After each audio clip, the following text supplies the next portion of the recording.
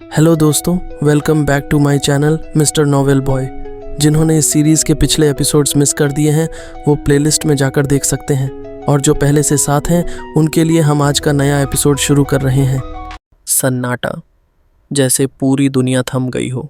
अचानक हुई घटना ने सभी को हक्का बक्का कर दिया। वो महान ड्रैगन सॉवरेन जो अपराजेय समझा जाता था, 8 तलवारों से इस तरह कटकर गिर गया जैसे वो कोई साधारण प्राणी हो। ड्रैगन जाति का हर सदस्य क्रोध और प्रतिशोध से कांप उठा, पर वे बस अपने मुट्ठियां भींच कर रह गए। वहीं ही युनशान का चेहरा खुशी से दमक उठा। स्वर्ग की कृपा और पूर्वजों का आशीर्वाद हमारे साथ है। ऊपर से आए अज्ञात ताकतवरों ने उन्हें बचा लिया था। वरिष्ठ, कृपया अपना नाम बताइए। सेक्रेड माउंटेन्स के बुजुर्ग झुककर बोले, आपके इस उपकार को हम कभी नहीं भूलेंगे। लेकिन तभी नीचे से एक गरजती हुई आवाज़ आई, तुम लोगों ने हमारे ड्रैगन सॉवरेन को मारा, ये माफ़ नहीं होगा। मार डालो इन सबको। पूरा भीड़ गुस्से में उबल पड़ी। ड्रैगन अपने असली रूप में आ गए। 1 मिलियन की विशाल संख्या में 8 लोगों पर टूट पड़े, लेकिन वो 8 बिल्कुल भी विचलित नहीं हुए। उनकी नज़रें ठंडी थीं, बिल्कुल सपाट। जोफान की भौहें थरथराईं, रुको, अभी रुको, ये सही नहीं है। पर ड्रैगन सॉवरेन की मौत ने सबको पागल कर दिया था। कोई नहीं सुन रहा था। धड़ाम! एक तलवार लहर ने सब कुछ खत्म कर दिया। पूरे ड्रैगन सैन्य को भस्म कर दिया गया। आसमान से सिर्फ लहू और मांस के टुकड़े बरस रहे थे। वो ताकतवर ड्रैगन अब इंच भर के टुकड़ों में बिखरे पड़े थे। जोफान का चेहरा सन्न और भय से कांप गया। सेक्रेड माउंटेन्स के लोग भी हक्के बक्के रह गए। 1 मिलियन ड्रैगन, बस यूं ही। सबने एक तरफ देखा। एक अधेड़ उम्र का आदमी जिसका बायां हाथ नहीं था। 8 हाफ सॉवरेन झुककर बोले, एक और हाफ सॉवरेन। जोफान ने मुश्किल से थूक निकला। चेहरा गंभीर हो उठा। ये 8 से भी ज़्यादा खतरनाक है। डांकिंग शन की आंखें भारी हो गईं। वो समझ रहा था, ये आदमी इनविंसिबल सोर्ड जैसे 8 से भी एक स्तर ऊपर है। उसके पास भी एक तलवार थी जो उन 8 से मेल खाती थी, फिर भी कुछ अलग थी। सोर्ड चाइल्ड की निगाहें टिकी थीं।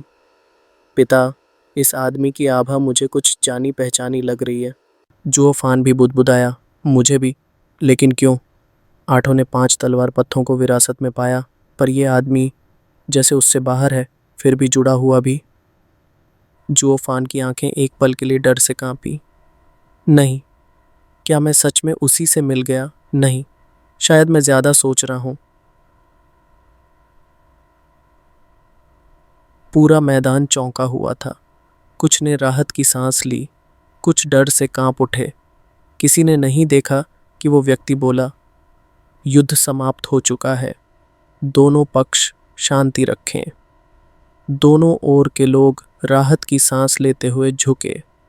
ही युनशान फिर मुस्कराया। सेक्रेड माउंटेन्स अब बच गया। जोफान ने भी लंबी सांस छोड़ी।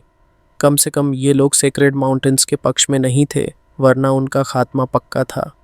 पर इस बीच कुछ लोग ऐसे भी थे जिन्हें समझ नहीं थी। तुम कौन हो? सेक्रेड माउंटेन्स अब हारने ही वाला था और तुम हमें रोक रहे हो?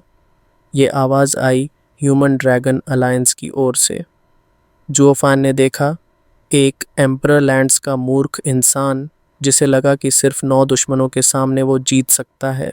क्या तुझे समझ नहीं आता? ये 9 दुश्मन ही हमारी हार की गारंटी हैं। क्या तू अकेले नहीं मर सकता था? हमें भी साथ ले डूबेगा। तेरी ताकत इतनी भी नहीं कि तू फ्रंट लाइन में खड़ा हो, फिर भी सबसे ज़्यादा जोर से भौंकता है। जोफान चिल्लाया, इस बेवकूफ़ को मेरे सामने से हटाओ और फिर कभी ना दिखे। लो क्लैन का एक आदमी उसे घसीट ले गया, पर वो फिर भी चिल्लाता रहा, स्टीवर्ट जोफान, मैंने क्या किया? आप मेरे साथ ऐसा क्यों कर रहे हैं? जोफान गुर्राया, तेरी मूर्खता ही मौत की वजह है, इसे राख बना दो। हुक्म। वो आदमी अब इतिहास बन चुका था। तभी एक हल्की सी मुस्कान के साथ उस एक बांह वाले व्यक्ति ने कहा, मैं हूँ सोर्ड हार्ट, सर शुइजिंग का करीबी सहयोगी। कोई आपत्ति? सर शुइजिंग? सेक्रेड माउंटेन्स के बुजुर्ग और जोफान एक साथ चौंक पड़े। बाकी सब चुप। अचंभित। शिकदीत वो सवांत्य वो शुए जिंग कौन है? कभी नाम नहीं सुना, लेकिन अगर ये उसके लोग हैं तो वो ज़रूर कोई राक्षस होगा। ही युनशन झुककर बोला, हम सर शुएजिंग के इस उपकार को जीवन भर नहीं भूलेंगे। 6 सेक्रेड माउंटेन्स हमेशा आभारी रहेंगे। स्वॉर्ड हार्ट ने उसकी ओर देखा तक नहीं। भीड़ में बेचैनी फैलने लगी। डांकिंगशन ने जुओफान की आंखों में झांका और पूछा, स्टीवर्ट जुओ, क्या आप शुएजिंग को जानते हैं? सेक्रेड डोमेन के किसी वरिष्ठ ने भी कभी उसका नाम नहीं सुना। जुओफान ने हल्की सी मुस्कान के साथ सिर हिलाया। आंखें थोड़ी सिकुड़ी हुईं, जैसे किसी धूल भरे अतीत को याद कर रहे हों। हाँ, सर शुएजिंग का नाम अब सेक्रेड डोमेन भूल चुका है, क्योंकि वे कभी नाम या शोहरत के पीछे नहीं भागे। डांकिंगशन ने फिर पूछा, पर आप उन्हें कैसे जानते हैं? जुओफान की आवाज़ गहरी और भावुक हो गई। मैं उन्हें कैसे नहीं जान सकता? एक लंबी सांस ली और कहा, क्योंकि वो किसी हद तक मेरे गुरु हैं। क्या? डांकिंगशन की आंखें फटी की फटी रह गईं। स्टीवर्ट जुओ का गुरु? ही युनशन का चेहरा झटके से पीला पड़ गया, मानो उनके पैरों तले जमीन खिसक गई हो। सर शुएजिंग, अगर वो जुओफान के गुरु हैं, तो फिर ये सारे एक्सपर्ट्स हमारे लिए आए हैं या उसके लिए? अगर ये उस लड़के का साथ देंगे तो हम क्या करेंगे? सेक्रेड माउंटेन्स के सभी बुजुर्ग इधर उधर देखने लगे। एक तरफ स्वॉर्ड हार्ट, दूसरी तरफ जुओफान, पर कोई उत्तर न मिला। स्वॉर्ड हार्ट बस मुस्करा रहा था। वो मुस्कान निश्चित फिर भी रहस्यमयी। 6 सेक्रेड माउंटेन्स के बुजुर्गों के चेहरे पर अब सिर्फ भ्रम था। सर शुएजिंग, क्या आप अब भी उस लाखों साल पुरानी बात को लेकर बैठे हैं? पहले हमें उम्मीद दी और अब हमें फिर से निराशा में डाल दिया। डांकिंगशन ने जुओफान की ओर प्रश्न भरी नज़रों से देखा। स्टीवर्ट जुओ, ये सब क्या हो रहा है? सर शुएजिंग आपके गुरु नहीं है क्या? क्या वो हमारे पक्ष में नहीं हुए? जुओफान ने धीमी आवाज़ में कहा, ज़रूरी नहीं। मैं उन्हें गुरु कहता हूँ क्योंकि मेरी नज़रों में उनका स्थान वही है, पर हमने कभी औपचारिक रूप से गुरु शिष्य का संबंध नहीं बांधा। वो बस कुछ दिन की एक बातचीत थी, कोई विधिवत शिक्षण नहीं। इसलिए मैं कहता हूँ वो थोड़े से मेरे गुरु हैं। डांकिंगशन का चेहरा गंभीर हो गया। इसका मतलब क्या हुआ? साफ साफ कहिए स्टीवर्ट जुओ, शुएजिंग के लोग हमारे बस के बाहर हैं। हमें जानना होगा कि उन्हें दोस्त माने या दूर रहें। जुओफान ने सिर हिलाया। हमें उनसे जितना हो सके उतना दूर रहना चाहिए। हम उनके लिए अनजान ही हैं और यही सही है। उन्होंने एक लंबी सांस ली और कहा, यह बहुत पुरानी बात है। मैं जब रेडिएंट स्टेज पर था, सेक्रेड डोमेन में एक कीड़े की तरह अहंकारी और नासमझ, कई लोगों को नाराज़ किया, बुरी तरह घायल हो गया और गलती से पहुंच गया मिरर मून कॉटेज, जहां सर शुएजिंग ने मेरी जान बचाई और 2 हफ्तों तक मेरा इलाज किया। उन 2 हफ्तों में उन्होंने मुझसे न संगीत की बातें की, न ज़्यादा उपदेश दिए, बस वीणा बजाई, शतरंज खेला और कभी कभार डेमोनिक पथ पर चर्चा। उस वक़्त मैं नहीं जानता था कि असली डेमोनिक पथ क्या होता है। मुझे लगता था बस लड़ना और छीनना ही इसका सार है। लेकिन उन्हीं बातों से मैंने जाना कि एक असली डीमन बनने के लिए पहले इंसानियत के अंदर के शैतान को समझना और फिर उसे नियंत्रित करना पड़ता है। अगर वो 2 हफ्ते ना होते तो शायद मैं आज 4 स्कीमिंग डीमंस जैसा ही बन गया होता। डांकिंगशन ने सिर हिलाया। तो आपने सर शुएजिंग को उस ज्ञान और कृपा के लिए गुरु माना? जुओफान ने उदास स्वर में कहा, नहीं, मैं तब एक बच्चा था, उनके समक्ष कुछ नहीं। एल्डर युएन से तो मेरी बराबरी की बातचीत थी, पर शुएजिंग से मैं तो बस सुनता था। मैं उन्हें गुरु मानता हूँ क्योंकि उन्होंने मुझे दुनिया का असली चेहरा दिखाया। उन्होंने कहा, बिना दिशा के राक्षस कभी ऊंचा नहीं उठते। जो असली दानव बनना चाहता है उसे इंसानी शैतान को समझना और वश में करना होगा। तभी से मैंने अपनी राह पकड़ी और उन्हें अपने दिल से गुरु मान लिया। डांकिंगशन ने पूछा, फिर आप वहाँ से चले आए? जुओफान ने उदासी से कहा। हाँ, फिर 8 एम्परर्स में सबसे ऊपर पहुंचने पर मैं उनका धन्यवाद देना चाहता था, पर वो कहीं नहीं मिले। बहुत बार तो लगता था जैसे वो 2 हफ्ते बस कोई सपना थे। कोई मिरर मून कॉटेज था ही नहीं, कोई सर शुई जिंग था ही नहीं। लेकिन अब मैं जानता हूँ, वो सपना नहीं था, वो मुझे खोजने आए हैं। जुओफान की आंखें चमकीं। उन्होंने सोड हार्ट की ओर देखा। सोड हार्ट मुस्कुराया। जुओफान, सर शुइजिंग तुम्हें बुला रहे हैं, हमेशा की उस जगह पर। मुझे पता है।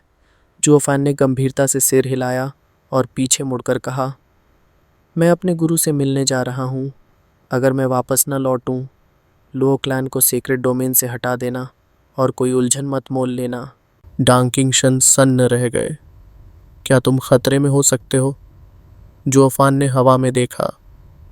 कौन जाने, पहले मिलना तो पड़ेगा। फिर वो उड़कर चला गया, उस यादों की वादी की ओर। सोड चाइल्ड भी पीछे पीछे जाना चाहता था, पर सोड हार्ट रास्ते में आ गया। एक विशाल दबाव उसके सामने खड़ा था। सोड चाइल्ड की सांसें थम गईं। वो डर किसी शक्ति का नहीं था, वो डर था आत्मा का, जो अंदर तक झकझोर देता है। सोड हार्ट मुस्कराया। जाने का कोई मतलब नहीं। सर शुइजिंग केवल उसी से मिलते हैं जिससे वे मिलना चाहें, बाकी सब सिर्फ इंतजार करते हैं। मैं अपने पापा की तलवार हूँ, मैं उनका साथ कभी नहीं छोड़ूंगा। सोड हार्ट ने सिर हिलाया। मैं भी सर शुइजिंग की तलवार हूँ, पर मैं उन्हें नहीं बचाता, क्योंकि उन्हें बचाने की ज़रूरत ही नहीं। मैं बस शत्रु को काटता हूँ। दोनों तलवारें एक दूसरे को देख रही थीं, एक तीव्रता से, एक समझदारी से। सोड हार्ट ने आगे उड़ते हुए कहा, आओ, इस वक्त हमारी तलवारें बातें करें। हो सकता है सर शुइजिंग तुम में रुचि ले और तुम्हें वापस भेज दें। सोड चाइल्ड भी उड़ चला उसकी पीछे। दोनों पक्ष अब पीछे छूट गए, 8 एक्सपर्ट्स के साथ, और बीच में खिंची एक और अनकही रेखा। ही युनशन ने बनावटी मुस्कान के साथ कहा, हमें उम्मीद है कि सर शुइजिंग की और स्टुअर्ट जुओ की बातचीत शांति से हो। हा हा हा। पर उसके पहले ही लाल बालों वाले बुजुर्ग ने चिल्लाया, सेक्रेड माउंटेन्स के मुख्य सभागार में एकत्र हो जाओ। 7 एक्सपर्ट्स ने सेक्रेड माउंटेन वालों को वहां भेजा और कोई कुछ पूछ न सका। डानकिंगशन ने लुओ क्लैन को इकट्ठा किया और चुपचाप अपने क्षेत्र की ओर लौट गया। सबका चेहरा चिंतित था। कोई नहीं जानता था कि जुओफान किस अनजान राह पर निकल गया है। जुओफान ने पहाड़ों को पार किया और अंततः पहुंच गया उस प्राचीन घाटी में। एक बार फिर वही शांतवादी, वही सन्नाटा, वही चिर परिचित एहसास। मैं आ ही गया। बिल्कुल वैसा ही है जैसा याद था, पर पहले क्यों नहीं दिखा? हुश! उसने धीरे से वो रहस्यमयी पर्दा हटाया और उस मंडप में कदम रखा। हाथ जोड़कर झुका। सर शुइजिंग, मैं आपके बुलावे पर आया हूँ। जुओफान? उस जानी पहचानी आवाज़ को सुनकर जुओफान की पलकें फड़कीं, उसकी आंखें गीली हो गईं। चिंगचेंग, उसकी आवाज़ कांप गई। चू चिंगचेंग दौड़ती हुई आई, जैसे बरसों की दूरी अब एक पल में मिट जाए।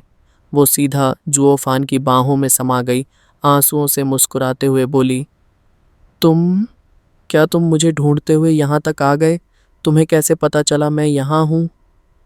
जुओफान ने उसे कसकर थामा, अपने दिल की धड़कनों को स्थिर करने की कोशिश करता हुआ। नहीं, मैं दरअसल सर शुइजिंग से मिलने आया था, पर उसकी बाहों में चू चिंगचेंग थी, जिंदा, सुरक्षित। इससे बढ़कर कुछ मैटर्ड ही नहीं करता था। जुओफान की आंखें फिर भी नर्म थीं, पर चेहरा धीरे धीरे गंभीर हो गया। समझ गया, सर शुइजिंग ही तुम्हें यहाँ लाए होंगे। चू चिंगचेंग ने माथे पर बल डाला, फिर धीरे से सिर हिलाया। मुझे कुछ याद नहीं। मैं तो छठे सेक्रेड माउंटेन में बेहोश हो गई थी, और जब होश आया तो मैं यहाँ थी। जुओफान की भौहें सिकुड़ गईं। मतलब वही रहे होंगे सर शुइजिंग, ऐसी शक्ति किसी और के पास नहीं। लेकिन उन्होंने तुम्हें यहाँ क्यों रखा? उसकी आंखें संकरी हो गईं। तुम यहाँ अकेली हो? सर शुइजिंग कहाँ हैं? चू चिंगचेंग ने होंठ फुला लिए और गुस्से में उसे देखा। क्या कहा तुमने? तुम सोचते हो मैं किसी और आदमी के साथ यहाँ रह रही हूँ? नहीं नहीं, वो मतलब नहीं था मेरा। चिंग चैंग, जुओफान ने हाथ जोड़ दिए। मैं सिर्फ ये पूछ रहा था कि सर शुइजिंग अभी कहाँ हैं? चू चिंगचंग ने धीरे से कहा, यहाँ नहीं हैं। वो सिर्फ एक बार आए थे मुझसे मिलने, फिर महीनों से नहीं दिखे। फिर उसकी आंखें बेचैनी से भरी हुई थीं। जुओफान, चलो यहाँ से चले। ये जगह बहुत अजीब है। मैं यहाँ से निकलना चाहती हूँ, पर कितनी भी दूर जाऊँ वापस यहीं आ जाती हूँ। जुओफान की आंखें गहरी हो गईं। अजीब?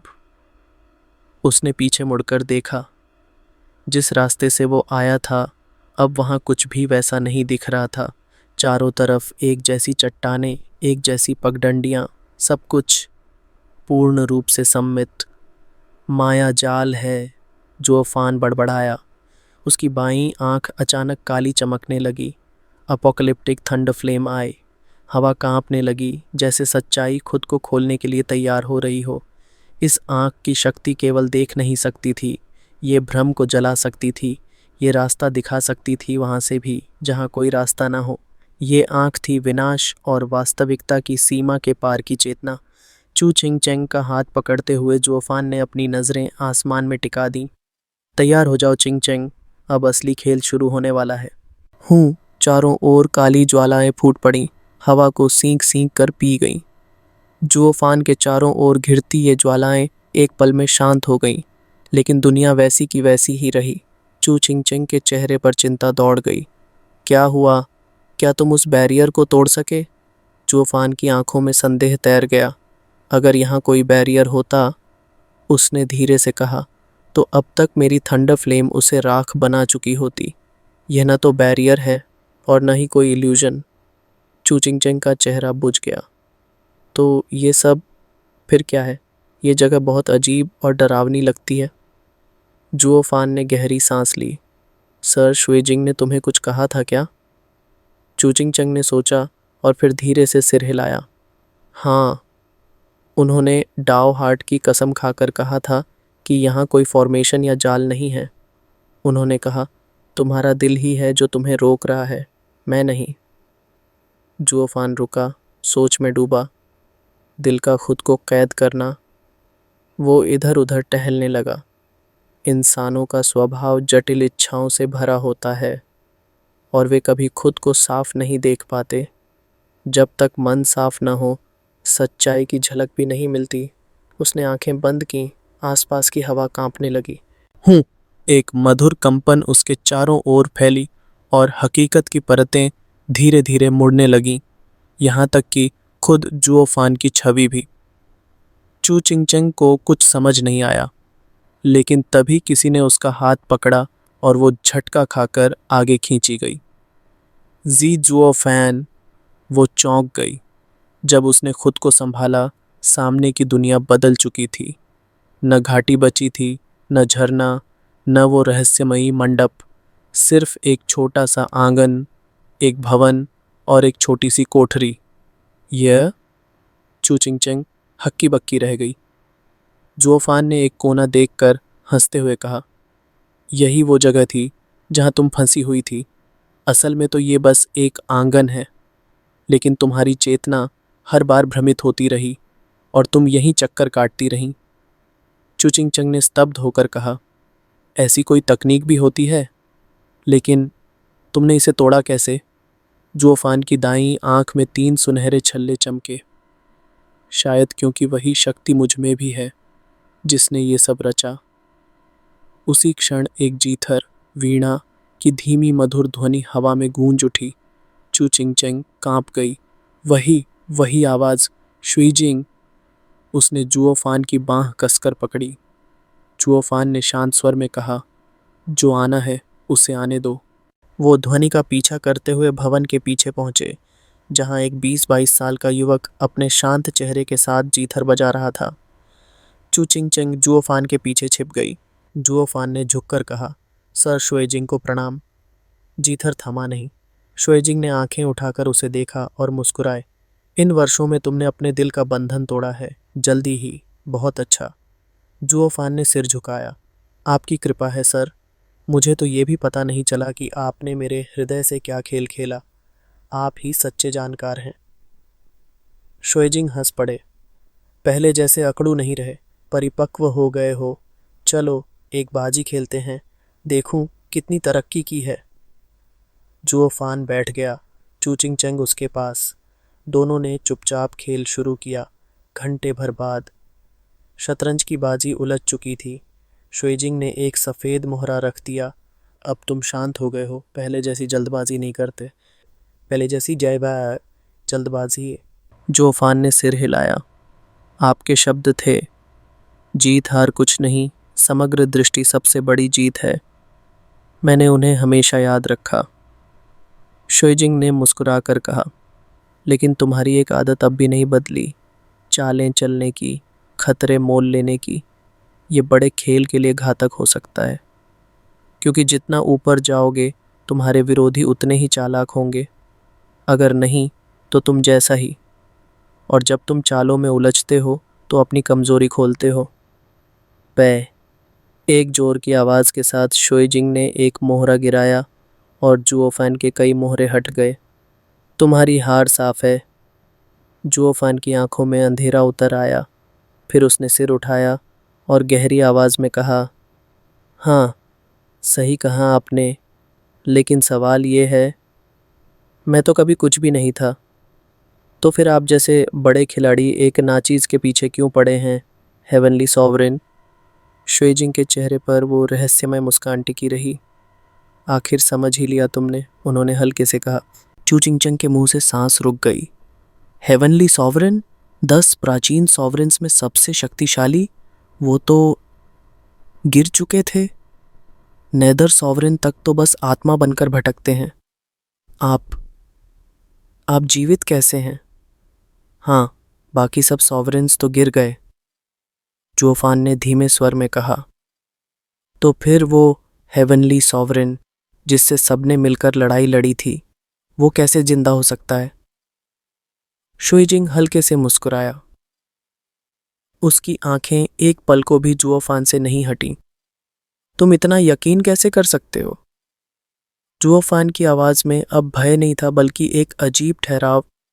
जब से मुझे आपका divine eye of the void मिला, मेरे मन में हमेशा एक डर बैठा था कि एक दिन आप आएंगे और मुझे मिटा देंगे, क्योंकि मैंने कुछ ऐसा चुरा लिया जो मेरा नहीं था। लेकिन फिर मैं सोचने लगा कि ये सब कुछ एक मंच है, एक स्क्रिप्ट जो पहले से ही लिखी गई है। क्योंकि सॉवरेन्स एक के बाद एक मुझसे मिलते गए, मुझे सिखाते गए, रास्ता दिखाते गए, और मैं कोई इतना खास भी नहीं कि इतने बड़े लोग मुझे यूं गाइड करें। तब मुझे महसूस हुआ शायद ये सब एक प्लान है। शुइजिंग ने मुस्कुराते हुए हाथ हिलाया। तुम अब गहराई से सोचने लगे हो, आगे बोलो। जुओफान ने एक लंबी सांस ली। सर, जो वो 8 फ्रीक्स आए थे अभी सेक्रेड माउंटेन्स में, वो मॉर्टल डोमेन से थे, है ना? मैंने उनकी स्पिरिचुअल वेपन्स की ऑरा में सेक्रेड एनर्जी की छाया देखी थी। तभी मैं समझ गया वो सब आपके लोग थे। और तब मुझे साफ समझ में आ गया, आप मुझे मारना नहीं चाहते, आप तो मुझे इस्तेमाल करना चाहते हैं। वरना आप मुझे कभी भी मिटा सकते थे, लेकिन आपने मुझे रास्ता दिखाया, डिमोनिक पाथ की सही दिशा दी। क्रराक, शुइजिंग ने ताली बजाई। बहुत अच्छे, लेकिन ये तो तब की बात है जब मैं सच में हेवनली सॉवरेन होता। अगर मैं वो नहीं हुआ तो? जुओफान के चेहरे पर एक हल्की हंसी आई। Moon mirror fades to void and void returns to nothingness, that is the void path. Sir, आपने अपने बारे में बहुत पहले बता दिया था, बस देखने की नज़र चाहिए थी। किसी ने सोचा ही नहीं कि शुइजिंग, जो नाम ही है मिरर का, असल में वही पहला सॉवरेन है जो सबके साथ खेल खेल रहा है। आपने जो तकनीक हम पर प्रयोग की, वो तो divine eye of the void 3rd stage mirage world थी, है ना? जुओफान की दाईं आंख में 3 सुनहरे छल्ले फिर से चमके। मैं अभी भी कमज़ोर हूँ, इसलिए इल्यूजन सिर्फ एक जगह बना सकता हूँ। पर आप तो इल्यूजन इंसान के मन में बैठा देते हैं। मैं सिर्फ इसलिए बच पाया क्योंकि वॉइड पाथ की थोड़ी जानकारी थी। हैं, जुओफान। हेवनली सॉवरेन की मुस्कान गहरी हो गई। इस बार मॉर्टल डोमेन जाकर तुमने अच्छा काम किया। I am impressed. जुओफान ने सिर झुकाया। शुक्रिया, लेकिन एक सवाल अभी भी जवाब मांगता है। उसकी आवाज़ अब कांपी नहीं बल्कि गूंज रही थी। सर, आपने मुझे बचाया, डिमोनिक पाथ दिखाया। वो सब सिर्फ संयोग नहीं था, है ना? पर क्यों? मैं कौन हूँ? ऐसा क्या है मेरे अंदर कि एक सॉवरेन लेवल मास्टरमाइंड, दुनिया का पहला सॉवरेन, मेरी परवाह करता है? जुओफान की आंखों में अब खौफ नहीं था, बस आग थी। क्योंकि अगर आप मुझे सचमुच ख़त्म करना चाहते तो मैं आज तक जिंदा नहीं होता। इसका मतलब है कि मैं आपके किसी गेम में मोहरा हूँ। पर अमन में अब आन मैं इस खेल की हकीकत जानना चाहता हूँ। चू चिंग चंग ने उसकी पीठ के पीछे से सांस रोक ली। जुओफान सॉवरेन से लड़ नहीं रहा था, पर वो उसकी आंखों में देख रहा था, पूरी सच्चाई के लिए। हेवनली सॉवरेन का चेहरा शांत रहा, पर उसकी उंगलियां अब जीथर पर नहीं, शतरंज की गोटियों पर थीं। तो तुम जानना चाहते हो, जुओफन, तुम क्या हो और क्यों मैं तुम्हें मिटा नहीं सकता? हेवनली सॉवरेन के चेहरे पर एक कड़वी मुस्कान फैल गई। उसकी आंखों में ठंडा तिरस्कार था। जब तुझे पता है कि तू कुछ नहीं, सिर्फ एक पॉन है इन बड़े खिलाड़ियों के खेल में, तो फिर तू ये भी जानता होगा कि तेरे पास कोई चॉइस नहीं है। तू बस गाइड होता गया। तुझे खुद भी पता नहीं चला और ये रास्ता भी तूने नहीं चुना, तुझे दिखाया गया। मेरे छोटे भाई। जुओफान की सांस थमी। क्या मतलब है आपका? उसकी नज़रें हेवनली सॉवरेन की आंखों में जमी थीं, एकदम गंभीर। हेवनली सॉवरेन ने हल्का सिर झुकाया। जो बीत गया वो अब महत्व नहीं रखता, लेकिन ये समझ ले, अब जब मैंने खुद मान लिया है कि मैं तुझे गाइड कर रहा हूँ, तो तुझे मेरा गेम भी खेलना होगा। जुओफान ने तुर्शी से पूछा, और अगर मैं ना खेलूं तो? हेवनली सॉवरेन ने हंसी के साथ चू चिंग चंग की ओर देखा। जैसा मैंने कहा, तेरे पास कोई चॉइस नहीं है। जुओफान की नसें खिंच गईं। उसके हाथ खुद ब खुद मुट्ठियों में भींच गए। क्रैक और अचानक हवा फटी और एक पोर्टल खुल गया। उस पार दिखाई दे रहा था घना हरियाली से भरा जंगल। हेवनली सॉवरेन ने इशारा किया, यह इमोशन सॉवरेन की सीट ऑफ एनलाइटनमेंट है। जा और उसका सॉवरेन पाथ हासिल कर।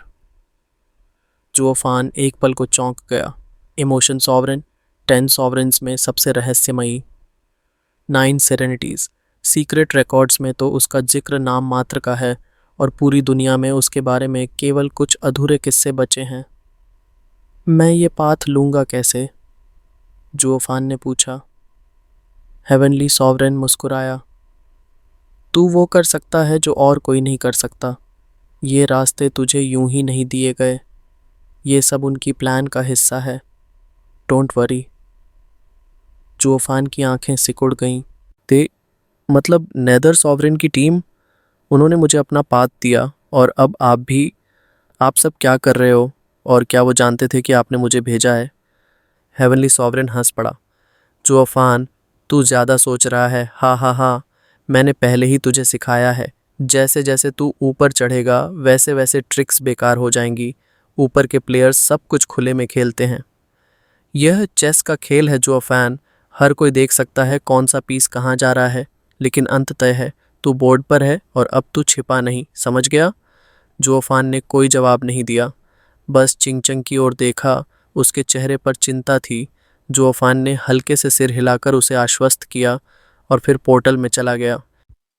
पोर्टल के उस पार हर ओर पक्षियों की चहचहाहट, रंग बिरंगे फूल, नाचती हुई तितलियां।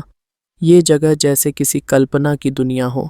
कोई खतरा नहीं, कोई अंधकार नहीं, सिर्फ शांति। पर एक चीज ने जुओफान का ध्यान खींचा। यहाँ हर चीज जोड़े में थी।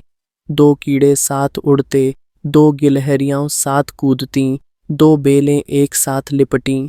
जुओफान की नज़र आसमान की ओर गई। सिर्फ सूरज नहीं, चांद भी मौजूद था। इमोशन सॉवरेन, तूने तो सूरज और चांद को भी मिला दिया। वह मुस्कुरा उठा। वो आगे बढ़ा, बिना किसी रुकावट के। ना कोई अरे, ना कोई फॉर्मेशन, ना कोई किलिंग इंटेंट।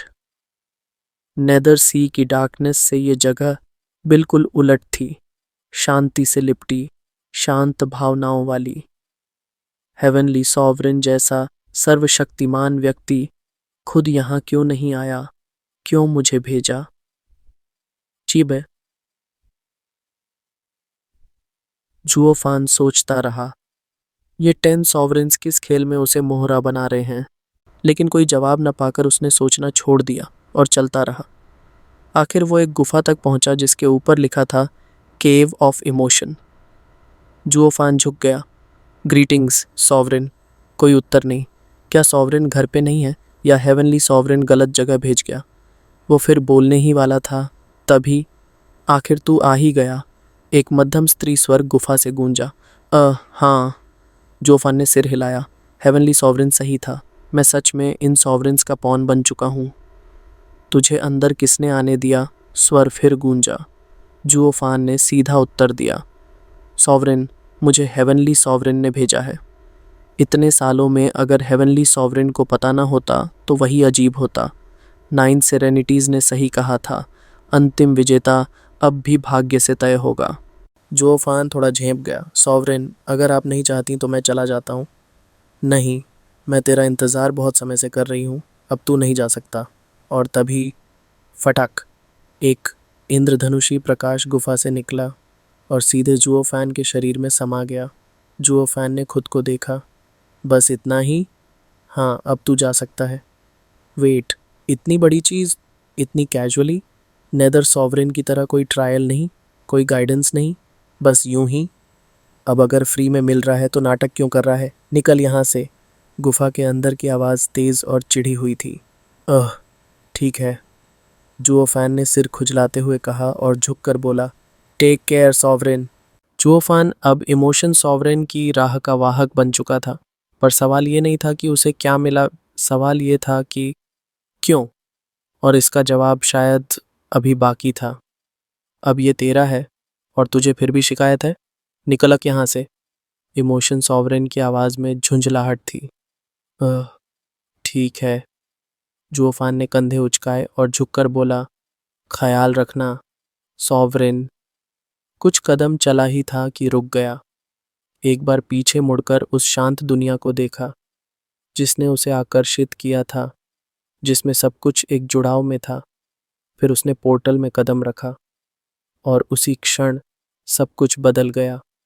पेड़ पौधों की जोड़ी, तितलियों की उड़ान, पक्षियों की मधुरता, सब गायब। सूरज और चांद लुप्त हो चुके थे। अब वहाँ केवल एक भयानक अंधकार था।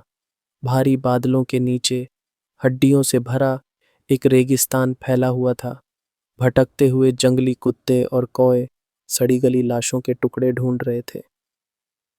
वो स्वर्ग अब नर्क बन चुका था। गुफा से एक आखिरी आवाज आई, अगर स्वर्ग में प्रेम होता है तो स्वर्ग भी बूढ़ा हो जाता है। प्रेम दुनिया का सबसे जहरीला जहर है।